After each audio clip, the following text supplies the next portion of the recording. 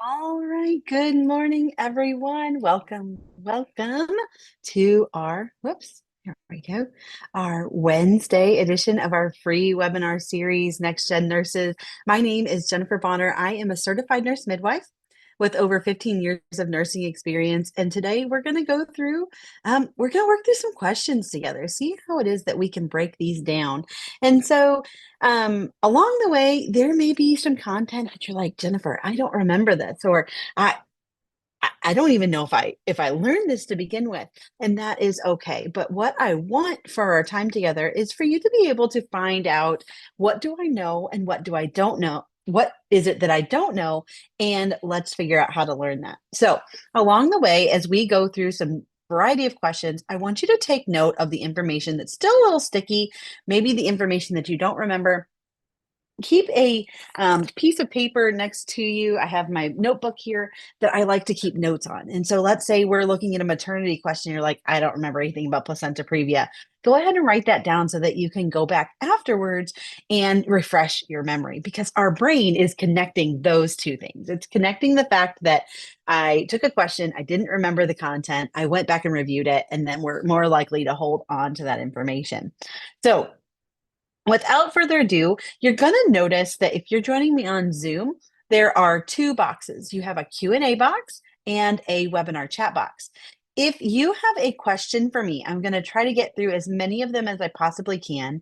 But if you have a question that you need answered, please go ahead and put that in the Q&A. We do ask that you keep it pertaining to the information we're covering.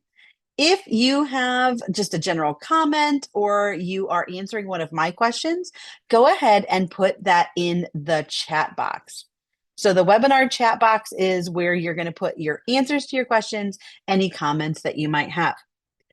So let's go ahead and practice, and let me know, where are you joining me from? I am joining you from hot and humid Ohio, but it is absolutely gorgeous here. So go ahead, let me know, where is it that you're joining me from?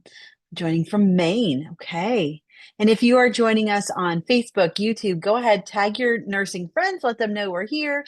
Texas, India, UK, New York, Canada, Nigeria, Florida, California, Toronto, Australia, South Carolina, Nigeria, Kenya, Philippines. Nice. Checking out where everyone is joining us from. Let's see, where are we at? Let's see, Saudi Arabia, South Carolina, Bloomfield. Let's see, where else? Georgia. All right. Nice.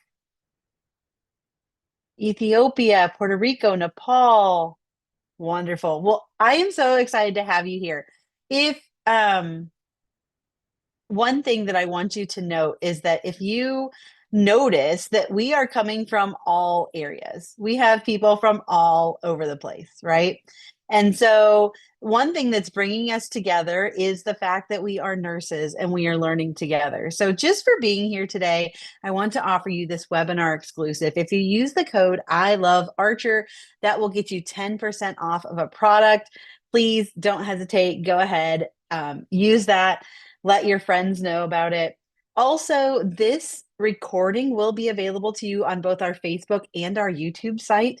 So if you want to go back and review this later, you want to share it with your friends, please, by all means, you'll be able to find that there. But we do not give out the slides for these free webinars. Something else I want to bring to your attention is that August 1st, so August is right upon us. So we have 2 days to go. August 1st, Shelly is going to be offering Prioritize, like a pro, mastering nursing prioritization. This is a 1 hour, $25 webinar where she's going to go through all things prioritization. So you can go ahead and scan that QR code right there. That will take you right to where you can register for that, but you won't want to miss it if that is an area that you are struggling with. All right, well, let's go ahead and jump in. Let's get started with why everyone is here. Let's look at some questions together. All right, here we go. All right, so the emergency department nurse is caring for a client with a hypertensive emergency. The nurse should obtain a prescription for intravenous what? Dobutamine, digoxin, nicardipine, or amiodarone? What do you think?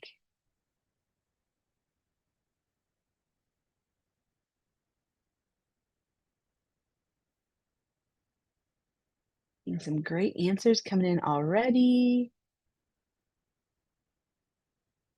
And then make sure if you're answering these questions, you put those in the chat so we can leave the Q&A open for those questions that need to come through.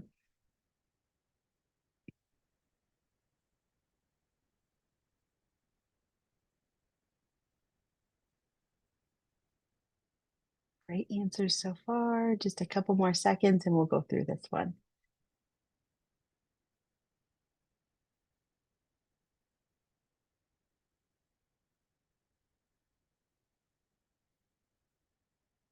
All right. So let's go ahead and look at this question together. So I received an email from students. Actually, I received quite a few of them telling me, Jennifer, I don't know what's going on. I'm not sure what to do. So one thing that I recommend when you're going through questions is that you give yourself enough time to read through the entire question. Now, there are times, especially as a mom, when I'm driving down the road and one of my kids wants to ask a question, and it might be kind of long and drawn out. So as I'm listening, I automatically think I know what they're going to ask me. So what do? I go ahead and answer their question, right? Well, this kind of backfired not too long ago when this happened with my son. And he said, Mom, that wasn't my question. So I hadn't given him enough time to fully ask his question before I jumped in and tried to offer the information. And the same is true for these questions. A lot of times what we do is we start reading and we think we know what we're being asked. So we go ahead and we jump to those answers instead of giving us enough time to read through the question to find out what are we truly being asked. So we're going to read through the question. The emergency department nurse is caring for a client with a hypertensive emergency. The nurse should obtain a prescription for intravenous what? So the next thing I'm going to recommend you do is then reword this question in your own words. So I might say something like, what IV medication would I give for hypertensive emergency? Okay. So am I looking for true answers or false answers? Let me know in the chat. Am I looking for true answers or false answers? True answers or false answers here? What do you think? I'm looking for true answers. How do you know? How do I know that I'm looking for true answers here? There's something in the question that tells me I'm looking for true answers. Yeah, it says the nurse should obtain a prescription for. Nice work. So now I know that I'm looking for true answers. I want to know what IV medication would I give for hypertensive emergency. So the next thing I'm going to do is now that I've figured out what's the question asking me, I'm going to go through and I'm going to start to rule these out. So I'm going to look at choice A. Choice A is dobutamine. Dobutamine is not something that we use for hypertensive emergency because this medication is actually indicated to increase cardiac output by increasing myocardial contractility, and that helps treat heart failure, especially in our hypotensive clients who can't tolerate vasodilation therapy. Now, while this medication has mild vasodilating effects, it's not enough to treat a hypertensive emergency. So I'm going to go ahead. Let me get over here. So I know this is not the answer. So I'm going to get rid of this one, getting rid of letter A. Now let's look at letter B. So letter B is digoxin. Letter B is incorrect. Digoxin has lost its favorability because of its numerous drug-to-drug interactions and that need for therapeutic monitoring. So digoxin is used for those with heart failure or atrial fibrillation. It's not indicated in hypertensive emergency because it doesn't have a vasodilation effect. So I know that I can go ahead and eliminate letter B. So let's go ahead and get rid of that one. Now, letter C, nicardipine. What do we know about nicardipine?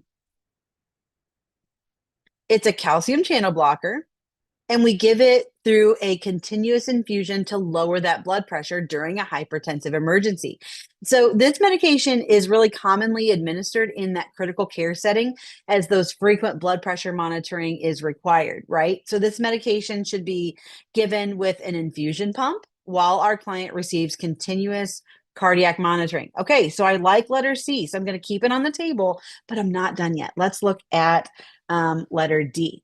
So letter D is amiodarone. Now, this is an antiarrhythmic medication, okay? And it's going to treat ventricular tachycardia, ventricular fibrillation, atrial fib, and persistent supraventricular tachycardia.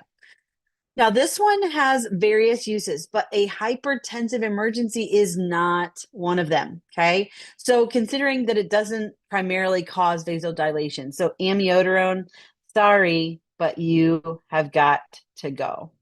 So, we have eliminated A, B, and D. Our only option left is letter C. Okay. So, let's see how we did on this one. Let's check it out. If you answered letter C, you are absolutely correct. Okay, so do you understand how we broke that down? Okay. All right, let's look at our next question here. So the nurse has attended a continuous education conference regarding medication administration and meal times. Which statement, if made by the nurse, would indicate correct understanding?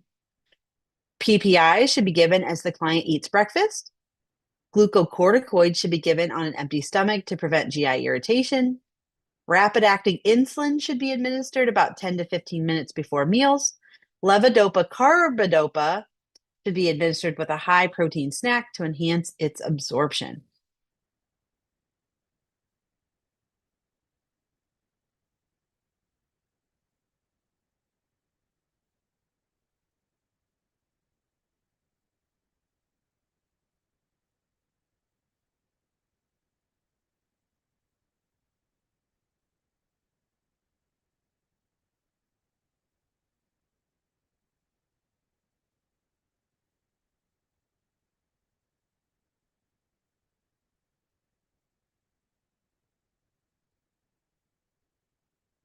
And some good answers coming in already. Nice work.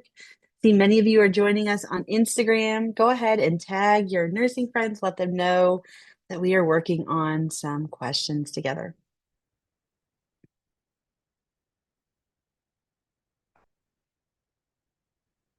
All right.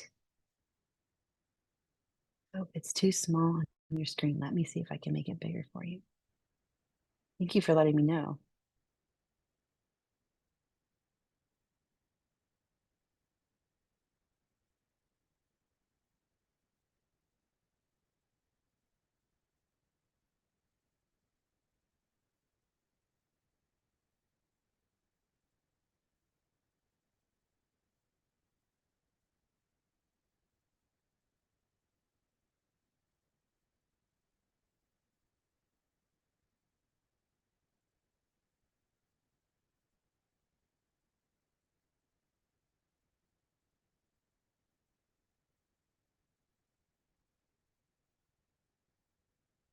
If that works better for you.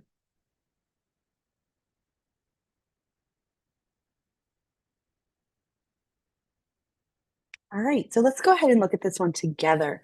So the nurse has attended a continuous education conference regarding medication administration and meal times. Which statement, if made by the nurse, would indicate correct understanding? Okay, so let's go ahead and break this question down. So go ahead and put it in your own words. What is this question asking? What is this question asking you?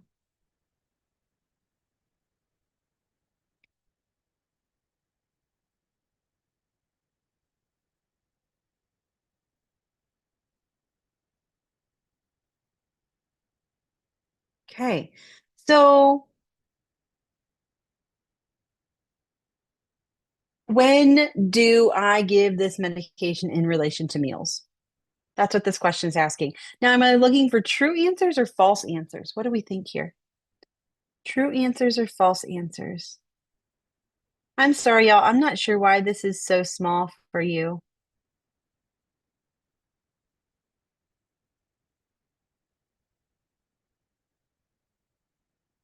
It's as big on my screen as I can possibly get it. I'm not sure what's going on. Let me see if I can try something else.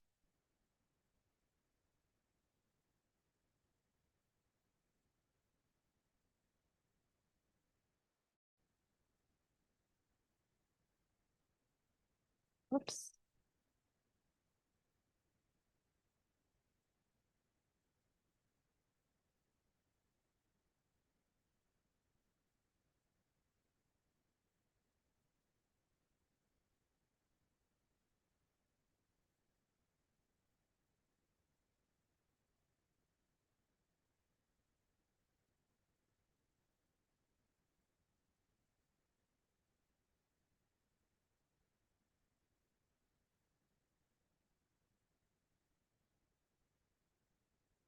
All right. So I'm looking for true answers, right? Because it says would indicate correct understanding. So if my client is giving me correct answers, then I know that's right. That's what tells me that they understand. So, what do we think about letter A? Proton pump inhibitors should be given as the client eats breakfast. What do we think about that one?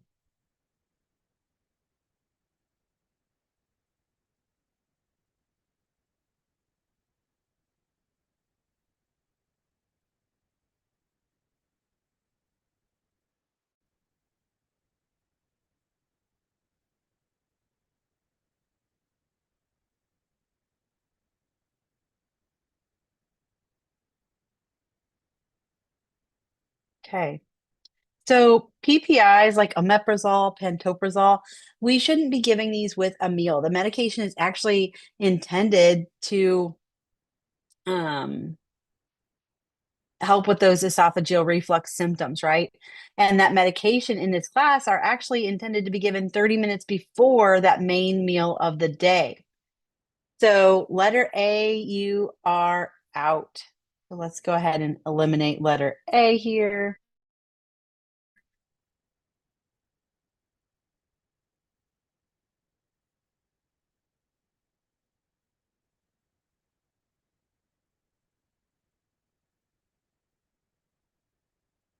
Okay, what about letter B? Glucocorticoids should be given on an empty stomach to prevent GI irritation.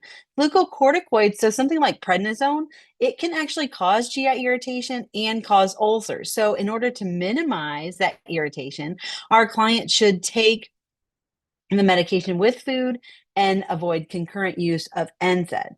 Okay, so letter B, you are out.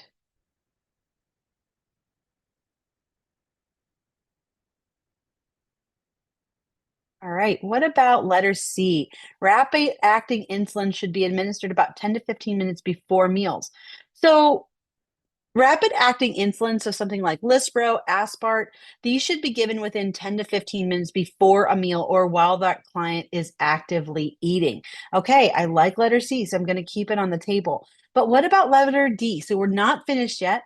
Levodopa carbidopa should be administered with a high protein snack to enhance its absorption. So when a client is taking levodopa carbidopa for Parkinson's disease, that client is actually instructed to take the medication 1/2 hour before eating a protein containing meal or 1 hour after. Well, protein dense meals given with that medication actually interfere with the medication's efficacy. Now, the recommendation is for that client to eat higher protein containing foods later in the day or just small amounts throughout the course of the day. So we have eliminated letter D. That leaves us with letter C as our option. So if you answered letter C, you are absolutely correct. Nice work. Now, let me tell you a little bit. I want to know how many of you are actually in nursing school right now? How many of you are in the thick of nursing school as we speak? Maybe you're on summer break. Maybe you just started. Maybe you're getting ready to start. How many of you are in nursing school right now? Okay, I'm seeing a couple of you. Hey, some of you are getting ready to take the NCLEX. All right. So if you're in nursing school, if you're anything like me, there were times when I went to class when we couldn't cover everything that we really needed to, right? And so for that reason, we have developed a companion product for you that is for those who are in the thick of it. You are struggling with maybe your instructor wasn't able to get to everything and then you're kind of left lost, right? So the nursing school is a companion for you. It has 20 comprehensive courses, over 1,000 on-demand lectures. We have NGN style practice questions and cheat sheets. Y'all, I do love a good cheat sheet. So if you are in the middle of nursing school, you're struggling with various subjects, please check out the nursing school companion product. You can buy it as a set, you can buy it individually. Maybe you're in the middle of pharmacology and maternity. You can buy each of those individually to have that available to you. All right, well, let's get back to our questions. Let's check out number 3. So the nurse is assessing an infant who is 9 months old. Which of the following would be expected age-related findings? Select all that apply. Sitting without support, rolling over, standing without support, taking their first steps, or walking unsupported.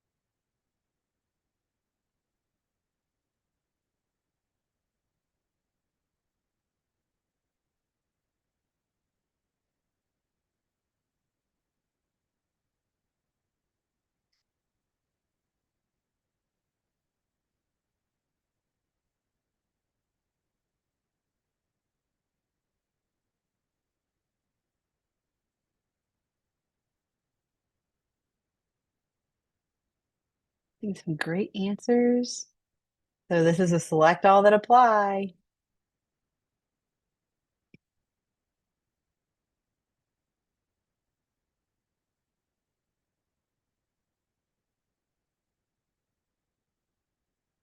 All right, let's go ahead and take a look at this one. So the nurse is assessing an infant who is 9 months old. Which of the following would be expected age-related findings? Select all that apply. So one thing that I want to bring to your attention is that a lot of times when we're in nursing school, when we look at a select all that apply question, most of the time it's not all of them. And we know it's got to be more than one, right? So we select somewhere in the middle. Well, when it comes to the board exam, it could be one, it could be all of them, it could be somewhere in the middle. So that's why we're going to turn these into true or false answers. But the first thing we have to do is figure out what is it that we're being asked by rewording this question in our own words. So I might say something like, what is appropriate for a 9 month old to be doing? Okay. So I'm going to look at letter A. Would I expect a 9 month old to be sitting without support? And the answer here is yes. I would expect for a 9 month old to be sitting without support. What about rolling over? Would I expect a 9 month old to be rolling over?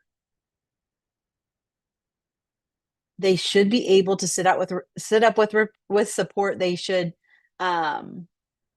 if they haven't met that milestone by 9 months, we want to make sure that they get a follow-up to evaluate them.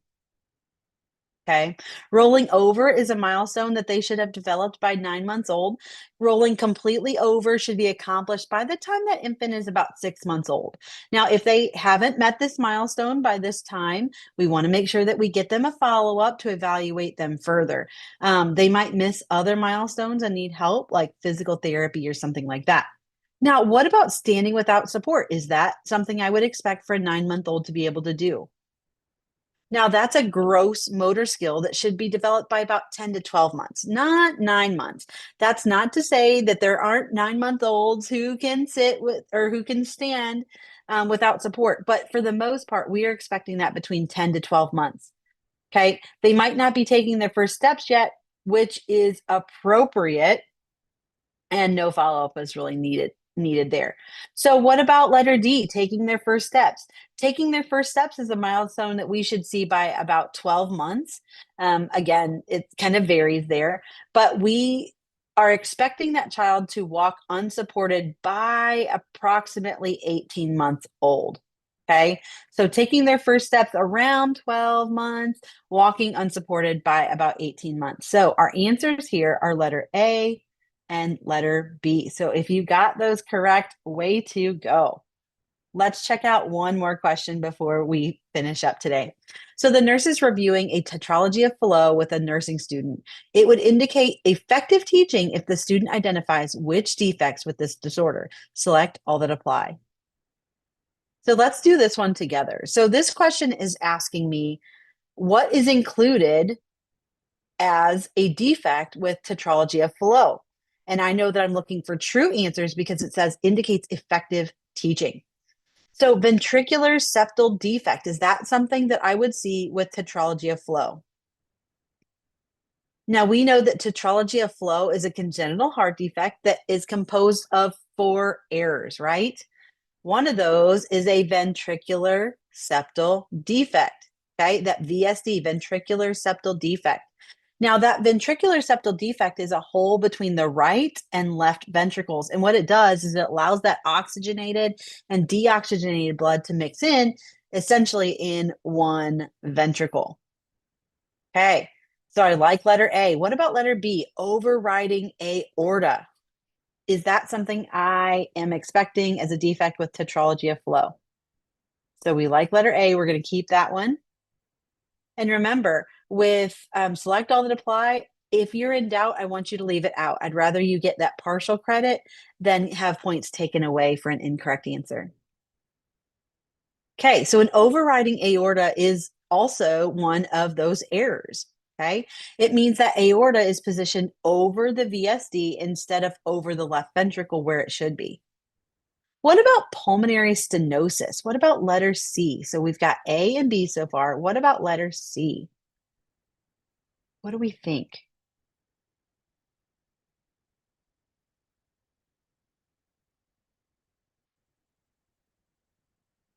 So we know that the pulmonary arteries are narrowed and hardened, and that makes it difficult for that right ventricle to pump blood to the lungs, right? And we have that right ventricular hypertrophy is another one of those. Okay. The portion of the error is actually due to another part, that pulmonary stenosis. Okay, so our vessels are narrowed, they're hardened. It's difficult for that right ventricle to pump blood through them out to the lungs. And that puts extra work on the heart. And after some time, the muscle of that right ventricle is going to get more substantial. It's more hypertrophied because of that extra work. Now, what about mitral valve regurgitation? So we have A, we have B, we have C, we have D, mitral valve regurgitation.